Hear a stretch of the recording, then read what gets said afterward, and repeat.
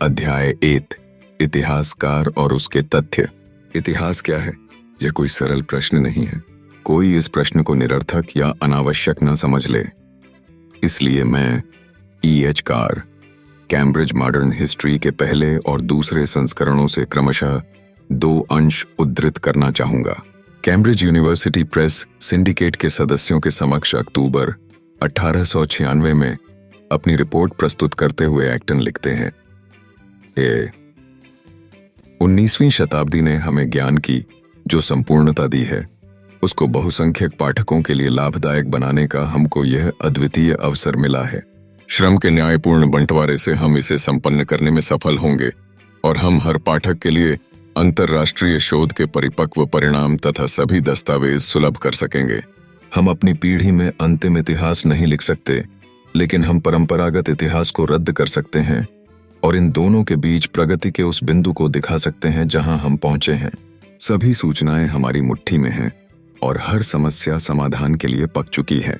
और प्रायः 60 साल बाद लिखी कैम्ब्रिज मॉडर्न हिस्ट्री द्वितीय संस्करण की भूमिका में एक्टन तथा उसके सहयोगियों के इस विश्वास पर कि एक दिन अंतिम इतिहास लिखा जाना संभव होगा के मंतव्य को व्यक्त करते हुए प्रोजीरो सर जॉर्ज क्लार्क ने लिखा, बाद की पीढ़ी के इतिहासकार इस तरह की किसी संभावना की आशा नहीं रखते।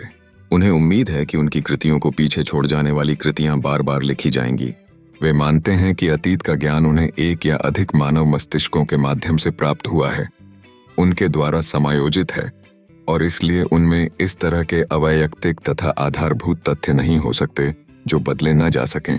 यह खोज सीमातीत लगती है और कुछ धैर्यहीन विद्वान संशयवाद से ग्रस्त हो जाते हैं कि चूंकि सभी ऐतिहासिक अवधारणाएं व्यक्तियों तथा दृष्टिकोणों के माध्यम से बनती हैं, इसलिए उनमें कोई गुणात्मक अंतर नहीं होता और इस संसार में वस्तुगत ऐतिहासिक सत्य जैसी कोई चीज नहीं होती। जहां इतिहास के पंडित एक दूसरे के चरम विरोध में वक्तव्य दे रहे हों, उस क्षेत्र की खोजबीन होनी ही चाहिए।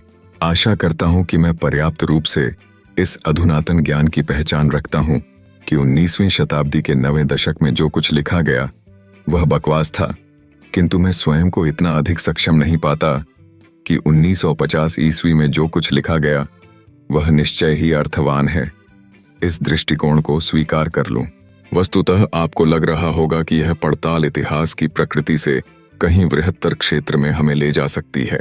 एक्टन तथा सर जॉर्ज क्लार्क के विचारों में हम जो विरोध देखते हैं वह उन 2 वक्तव्यों के बीच की अवधि में समाज संबंधी हमारे दृष्टिकोणों के बदलाव का प्रतिबिंब है। एक्टन के विचारों में उत्तर विक्टोरिया काल का निश्चयात्मक विश्वास तथा परिष्कृत आत्मविश्वास बोल रहा है। सर जॉर्ज क्लार्क बीट पीढ़ी के संशयवाद और उद्विग्नता को व्यक्त कर रहे हैं। इतिहास क्या है?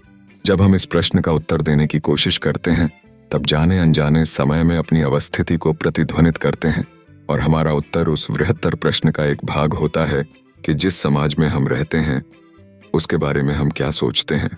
मुझे यह डर नहीं है कि गहराई में जाने पर यह विषय साधारण लगेगा, बल्कि मुझे डर इस बात का है कि इतने विशाल तथा महत्वपूर्ण प्रश्न को उठाने के मेरे दुस्साहस पर आपको आश्चर्य होगा। 19वीं शताब्दी तथ्यों की दृष्टि से महान थी। ग्राडग्रिड ने हार्ड टाइम्स में लिखा था, मुझे तथ्य चाहिए, जीवन में हमें सिर्फ तथ्यों की आवश्यकता है। 19वीं शताब्दी के इतिहासकार उनसे सहमत थे। 19वीं शताब्दी के चौथे दशक में जब बैंक ने इतिहास को उपदेशात्मक बनाने के विरोध में कहा था कि इतिहासकार का दायित्व इतिहास को सिर्फ उस रूप में दिखाना है जैसा कि वह सचमुच था, तब यह उक्ति बहुत लोकप्रिय हुई थी। हालांकि यह उतनी महत्वपूर्ण है नहीं। इसके बाद जर्मनी, ब्रिटेन तथा फ्रांस के इतिहासकारों की 3 पीढ़ियां इस करामाती कहावत को मंत्र की तरह दोहराते हुए इतिहास लेखन में जुट गईं। अन्य मंत्रों की तरह इस मंत्र का जाप भी वे केवल इसलिए कर रहे थे कि उन्हें खुद सोचने के कठिन काम से मुक्ति मिल जाए। इतिहास एक विज्ञान है, इस दावे को साबित करने की उत्सुकता में प्रत्यक्षवादियों ने इस तथ्य संप्रदाय को अपना समर्थन दिया। उनका कहना था कि पहले तथ्यों की जांच करो और फिर उनसे अपने नतीजे निकालो। ग्रेट ब्रिटेन में इतिहास का यह दृष्टिकोण लॉक से बर्ट्रैंड रसेल तक की अनुभववादी मुख्य दार्शनिक विचारधारा से पूरी तरह मेल खाता था। ज्ञान का अनुभववादी सिद्धांत विषय और वस्तु को पूर्णतया विच्छिन्न मानता है।